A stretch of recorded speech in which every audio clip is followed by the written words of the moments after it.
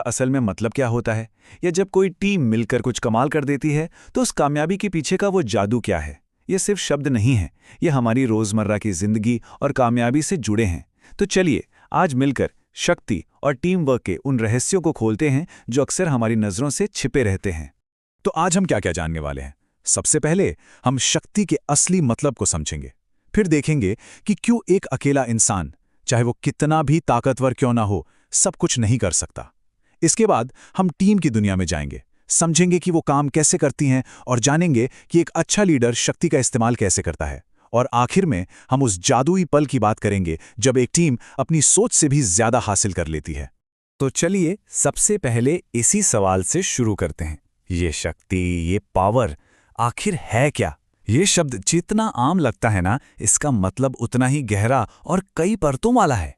क्या शक्ति का मतलब सिर्फ मसल्स की ताकत है, या किसी कुर्सी का रौब, या फिर कुछ और? सच तो ये है कि इसका मतलब इस बात पर निर्भर करता है कि हम इसे किस नजरिए से देख रहे हैं। अगर हम विज्ञान यानी फिजिक्स की नजर से देखें तो शक्ति का मतलब बहुत साफ है। ये बस इस बात का हिसाब है कि कोई काम कितनी तेजी से हो रहा है। जैसे किसी गाड़ी का इंजन कितना पावरफुल है, इसे हम बिल्कुल सटीक तरीके से नाप सकते हैं। लेकिन जैसे ही हम इंसानों की दुनिया में आते हैं, मतलब एकदम बदल जाता है।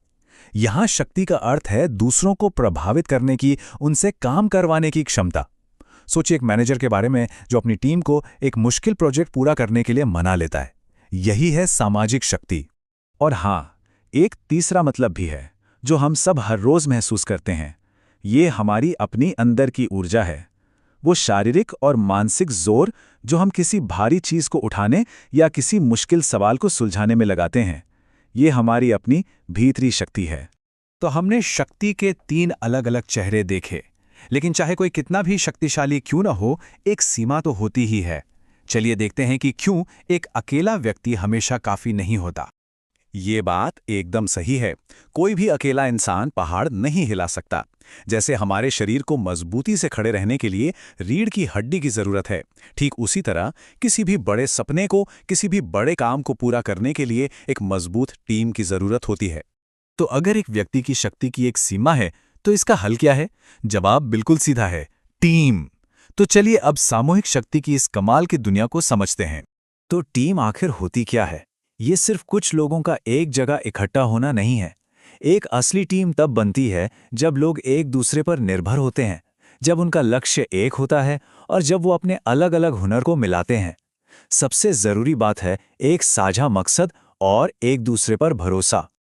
पर टीम को समझने का एक और मजेदार तरीका भी है, जो इसके नाम TEAM में ही छिपा है। पहला अक्षर है T, जिसका मतलब है टुगेदर, यानी साथ मिलकर, एक होकर।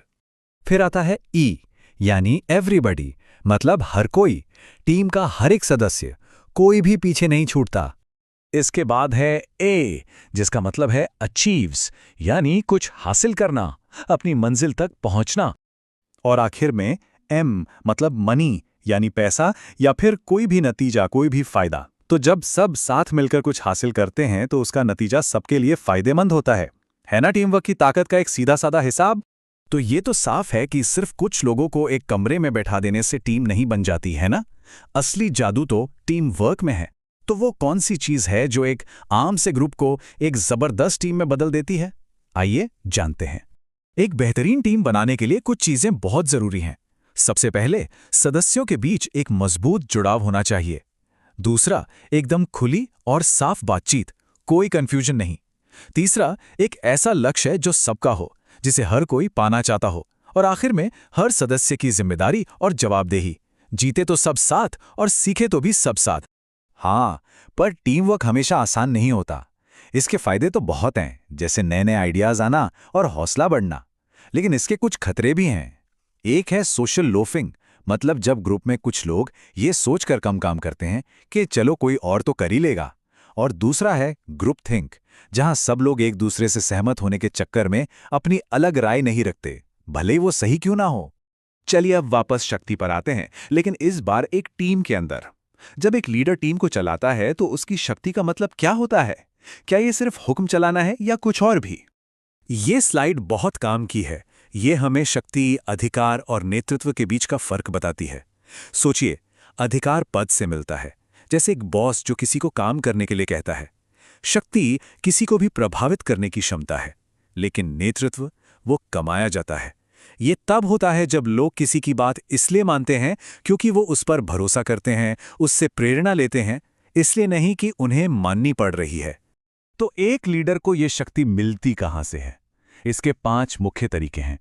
पहला, वैध शक्ति, जो सीधे पद से आती है। दूसरा, पुरस्कार शक्ति, यानी बोनस या तारीफ देने की क्षमता। तीसरा, दंडात्मक शक्ति, सजा देने का डर। चौथा, विशेषज्ञ शक्ति, जो किसी के ज्ञान और हुनर से आती है। और पांचवा, संदर्भित शक्ति, ये किसी के व्यक्तित्व और सम्मान से आती है, जब लोग किसी को पसंद करते हैं और उनके जैसा बनना चाहते हैं। और यहां सबसे जरूरी बात यह है कि असली और लंबे समय तक टिकने वाली शक्ति वो है जिसे कमाया जाता है, मतलब किसी की विशेषज्ञता और लोगों का सम्मान। पद तो आज है, कल नहीं, लेकिन लोगों का भरोसा और सम्मान हमेशा साथ रहता है। तो सोचने वाली बात है कि कोई किस तरह की शक्ति बना रहा है। और अब हम पहुंच गए हैं अपने अंतिम और सबसे दिलचस्प हिस्से पर। जब एक टीम सच में एक होकर काम करती है तो एक जादू होता है। इसे कहते हैं सिनर्जी, मतलब जब नतीजा उसके हिस्सों के जोड़ से कहीं ज्यादा बड़ा हो। ये बात सिनर्जी को एकदम सही तरीके से समझाती है। ये वो जादुई पल है जब एक और एक मिलकर 2 नहीं बल्कि 11 हो जाते हैं। टीम मिलकर वो हासिल कर लेती है जो कोई भी सदस्य अकेले कभी सपने में भी नहीं सोच सकता था। तो इस एक आखिरी सवाल के साथ इसे समाप्त करते हैं। अपनी टीमों के बारे में सोचिए, चाहे वो काम पर हो, खेल के मैदान में या समाज में। वहां शक्ति का इस्तेमाल कैसे किया जा रहा है? क्या ये लोगों को कंट्रोल करने का एक जरिया है, या फिर उन्हें और बेहतर करने के लिए हिम्मत और ताकत देने का एक तरीका है? इसका जवाब किसी भी टीम के भविष्य के बारे में बहुत कुछ बता सकता है।